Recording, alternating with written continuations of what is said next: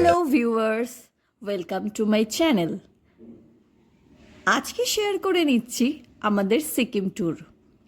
আমাদের সিকিম ট্যুরে ছিল 6 দিনের, কিন্তু রাস্তা বন্ধ থাকায় নাথুলা পাস দেখে ফিরতে হয়েছিল।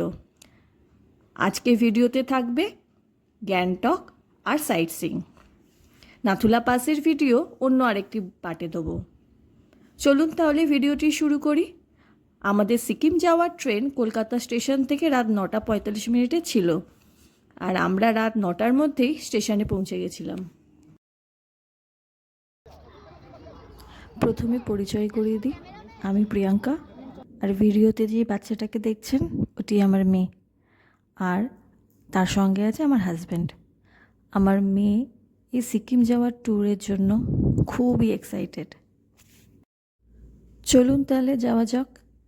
রাতে ট্রেন ঠিক সময় ছেড়ে দিয়েছিল। ট্রেনে লং জার্নির অভ্যাস নেই বলে কারোরই ঠিকমতো ঘুম হয়নি।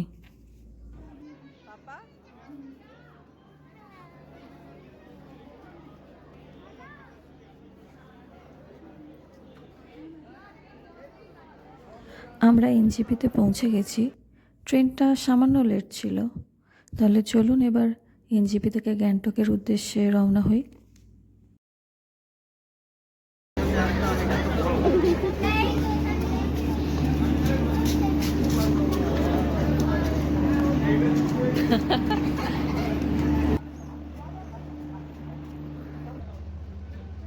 এনজেপি থেকেই একটা গাড়ি বুক করেছি।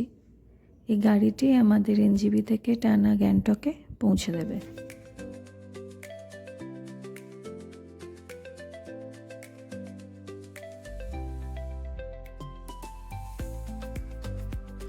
এত লং জার্নি, কিন্তু গাড়ির জানলার পাশে চোখ রাখলে সব ভুলে যাচ্ছি। প্রাকৃতিক সৌন্দর্য সবাইকে মুগ্ধ করে দিচ্ছে। প্রায় আমরা চলে এসেছি। এবার কিছুক্ষণের মধ্যেই হোটেলে ঢুকবো। यहाँ पे ये आपका हम भी चेक बोल सकते हैं ये जगह का नाम। अच्छा जी, ये वेस्ट पॉइंट मॉल खुला हुआ है अभी, नया मॉल। हाँ, नया मॉल खुला हुआ है। एमजी मार्ट स्टॉप पर है। तो ये गाड़ी जाएगा ना उसके सामने से नहीं, हाँ इधर से ही निकलेंगे। जो ये अंदर घुसने वाला रोड है ना, ये घुसा है ना गाड़ी, ये एमजी मार्ट यहाँ से कितना दूर है? एमजी मार्ट यहाँ से आपको গাড়ির ড্রাইভার আমাদের এমজি মার্গের রাস্তা বলে দিচ্ছিল।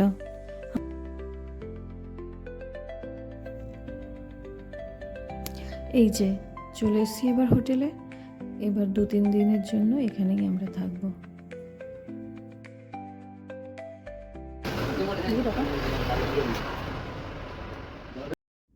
হোটেলটি খুব একটা বড় না, কিন্তু ভিউ খুব সুন্দর।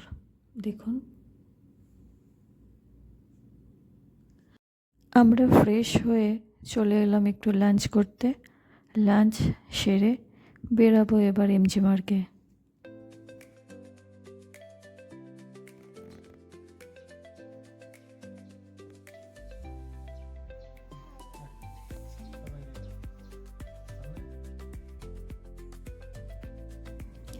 বিকেলে এমজি মার্গে এসে শপিং, খাওয়া দাওয়া করে একটু ফটোশ্যুটও করে নিলাম। এমজি মার্গের রাস্তার দুধারেই আপনি শপিং, রেস্টুরেন্ট সব পেয়ে যাবেন। আমার এখানে এসে এসপ্ল্যানেডের কথা মনে পড়ছে।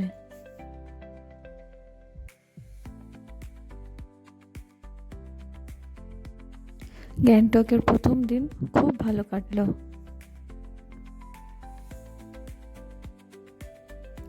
সিকিমের সেকেন্ড দিনে আমরা ঘুম থেকে উঠে রেডি হয়ে বেরিয়ে পড়লাম। আজকে দেখব সিকিমের সাইট সিইং।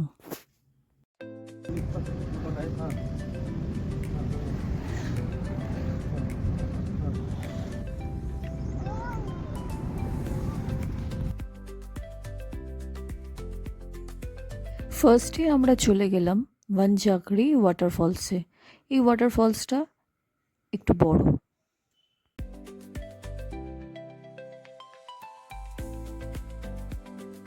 আর এই ওয়াটারফলকে ঘিরে প্রাকৃতিক সৌন্দর্য বেশ দারুণ।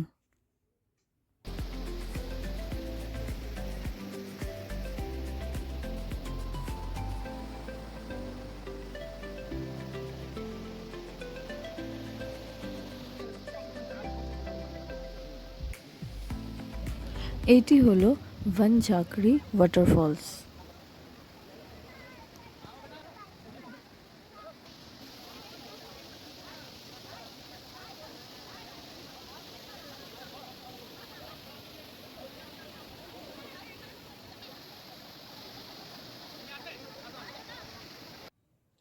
এই ওয়াটারফলসকে ঘিরে অনেক রাইডও ছিল, কিন্তু আমরা এই রাইডগুলো স্কিপ করেছিলাম।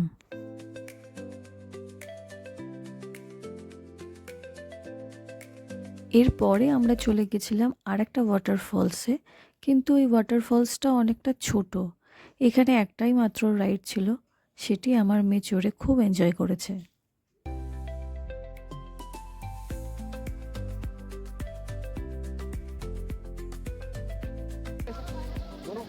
फोटो लीजिए मैं ले आओ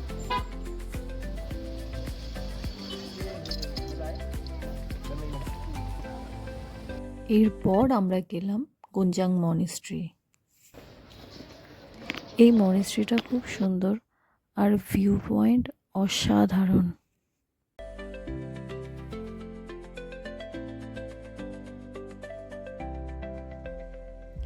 এরপর চলে গেলাম আর একটা ওয়াটারফলসে, নাম এল হাসা ওয়াটারফলস।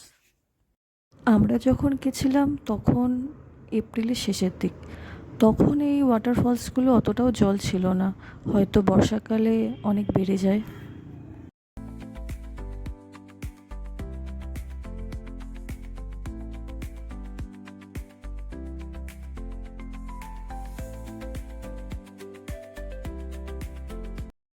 এরপর চলে গেছিলাম আর একটা ওয়াটারফলসে, আর প্লাস একটা গার্ডেন। এখানে অনেক ধরনের ফুলও ছিল, ফুলের বাগান বলা যায়। এখানে আমরা এন্টারটেনের জন্য একটু রিলস বানাচ্ছিলাম।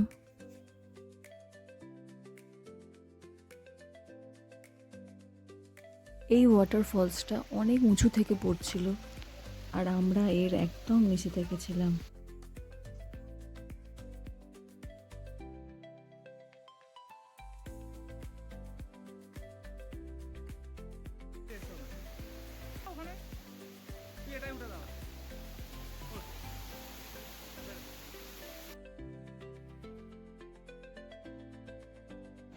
এরপর আমরা চলে গেছিলাম তাশি ভিউ পয়েন্টে।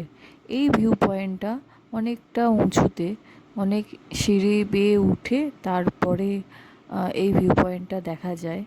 আর এই কাঞ্চনজঙ্ঘা খুব কাছ থেকে দেখা যায়, কিন্তু ক্লাউডি ওয়েদারের জন্য আমরা সেটা দেখতে পাইনি। এর পরের ভিউ পয়েন্ট ইঞ্চে মনিস্ট্রি। সবচেয়ে ভালো লাগে এখানকার পরিবেশ, এত pure air, neat and clean place, সমস্ত ট্যুরিস্টদের আকর্ষণ করে।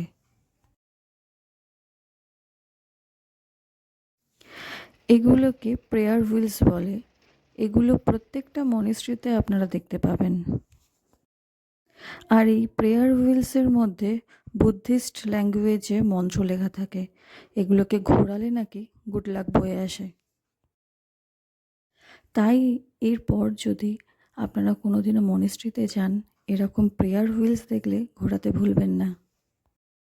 এই মনিস্ট্রিতে আমরা অনেকক্ষণ বসেছিলাম, এখানে বসে থাকতে খুব ভালো লাগছিল। এর পরের ভিউ পয়েন্ট হলো গণেশ টক। এটি মূলত গণেশ ঠাকুরের মন্দির। এছাড়াও এই মন্দিরেতে হিন্দু দেবদেবী পূজা এখানে করা হয়। এর পরের ভিউ পয়েন্ট পুরো গ্যাংটক। মানে এরপর আমরা উঠেছিলাম রোপওয়েতে। রোপওয়ে থেকে পুরো গ্যাংটকের গোটা শহরটা দেখা যায়।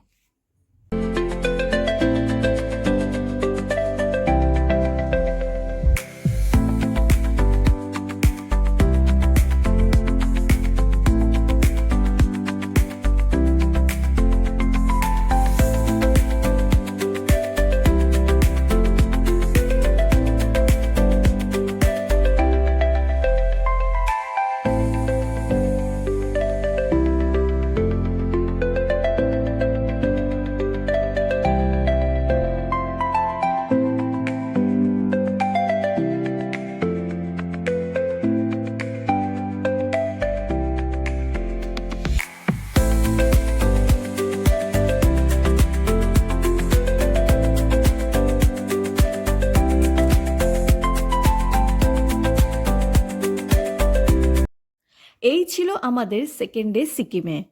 অবশ্যই জানাবেন ভিডিওটি কেমন লাগলো। এতে আমার পরবর্তী ভিডিও বানাতে সুবিধা হবে। সবাই খুব ভালো থাকবেন আর আমাকে সাপোর্ট করবেন। খুব শীঘ্রই দেখা হচ্ছে পরের একটি ব্লগে। ততক্ষণ টাটা।